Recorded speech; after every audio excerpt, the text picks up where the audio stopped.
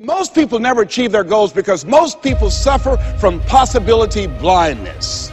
They look around trying to think about the things that they don't have. Robert Roots, a young man who wrote a book about success principles of the three little pigs. He said, it's not what you don't have, it's what you think you need that keeps you from being successful or happy in life. It's not what you don't have. See, I was focused on what I didn't have. Don't have a college degree, don't have any credentials, never worked for a major corporation. I was focused on the negative things and said, negative things are the things that you see when you're not focused on your goal. What do you come with? What is it? A friend of mine, Dexter Yeager, said, when the dream is big enough, the odds don't matter. I'm reminded of a great man. When I was reading Time magazine talking about some of the great minds of the last century, they didn't mention his name, Dr. Howard Thurman, one of the mentors of Dr. Martin Luther King Jr., and also an advisor to Mahatma Gandhi and Albert Schweitzer. And he said, the ideal situation for a man or woman to die is to have family members standing around their bed praying with them as they cross over. But imagine, if you will, being on your deathbed and standing around your bed, the dreams given to you by life, the ideas that you never acted on, the talents, the gifts, the abilities that you never used. And there they are, standing around your bed, looking at you with large, angry eyes, saying, we came to you, and only you could have given us life.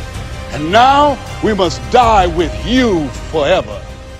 And the question is, if you died this very moment, what will die with you? What dreams? What ideas? What talents? What leadership potential? What greatness that you showed up to bring? That you allowed fear or procrastination to hold you back? Perhaps that's why Henry David Thoreau wrote the words, oh God, to reach the point of death, only to realize that you've never lived, only to realize that you've never scraped the surface of your potential. When you don't have a true appreciation and acceptance for who you are, and you allow yourself to be immobilized by fear, what happens in the process is that you begin to abuse yourself. You begin to sabotage your life, you begin to sabotage your dreams, you begin to unconsciously work against yourself. You become your own worst enemy. So what do you do about that? Well, you begin to realize that your dream and your gifts have so much meaning and so much value for you till your hunger for them will begin to push you past the fear. Your hunger to have them will give you a special drive. As you work on yourself, as you begin to acknowledge your true identity, the true power that you have, the true capacity you have to bring about change, the miracle-working power that you have within yourself to do the things that you want to do. When you take them on, I'm reminded of a man who, this gentleman was doing a special study of a special tribe in Africa, headhunters. And he had difficulty in developing a relationship with these tribesmen because of the fact that he had fear. He had fear they would take his head. So he worked there for a long time with no effort, no progress in developing a relationship and rapport and being able to achieve a level of trust. So finally one night while he was in bed, he was thinking about it. I said, what is it that you came here to do? What is your life work as a missionary? I want to study from the tribesmen. So what's the worst thing that they can do to you? Kill you. And he just decided, hey, this is what I came here to do. I know that there's some risk involved, and I'm going to do it, come what may. He said, I'm not going to be afraid. He went back the next day, and he started doing the work and trying to talk to and interview many of the members of this tribe. And they began to respond to him. They threw out the welcome mat to him. And years later, when people came to see what his progress was, they asked him, how were you able to do this? How did you convert the relationship from being hostile to that of being positive? And he said something I think has value for all of us. He said, when life can no longer threaten you with death, he said, what else is there?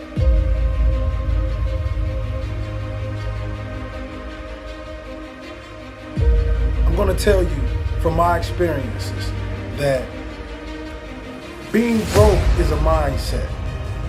You know what I mean? That's something that you put inside your head. That's something that you tell yourself every single day. I literally started from the side of a Turkey Hill gas station.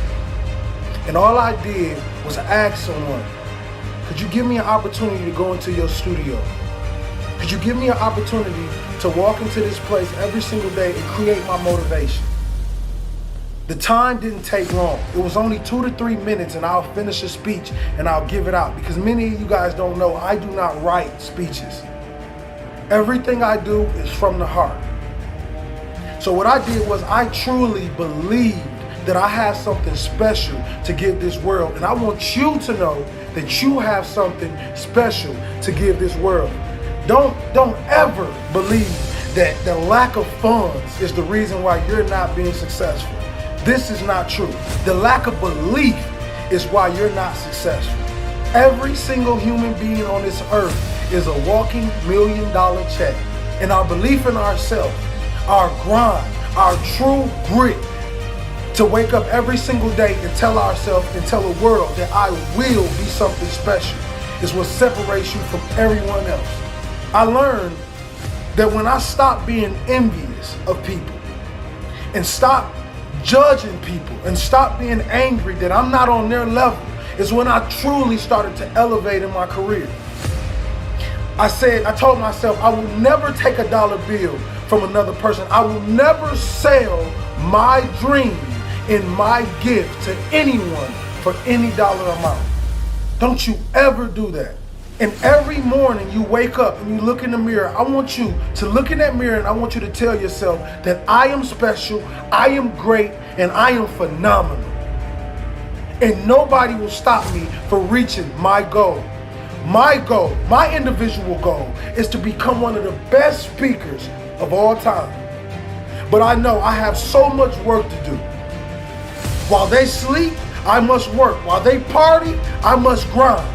While they procrastinate, I must go after my future with a relentless effort. And I want you guys to grow to be successful with me. I don't want to just be successful by myself. I want my message to grow other people and make other people successful. That's what life is truly about. It's about picking great individuals and taking them with you. Because for me, growing up in the projects of Pontiac, Michigan, I realized two things. I realized that I won't make it if I believe that this is my reality for the rest of my life. And two, I had to realize that all the knowledge and my gifts were already placed inside of me at birth. All I have to do is fine tune. All I have to do is keep working on this craft every single day, and I can be successful. I realized that no one would believe in me. No one will say, William Hollis, one day your speeches will be played all around the world. No one.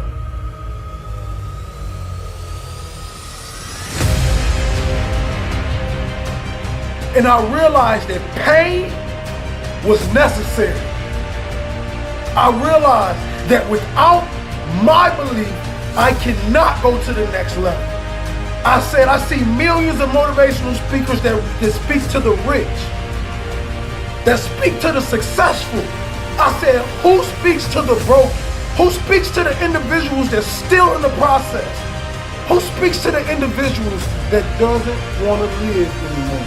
I told myself, I'm not going to speak for the money. I'm going to speak to save souls. And I know that this is what I was truly meant to be. And no one will ever stop that. I will never be Hollywood. I will always take a phone call. I don't care if it's my fan all the way in China or Africa. I want to talk to you. You can teach me something.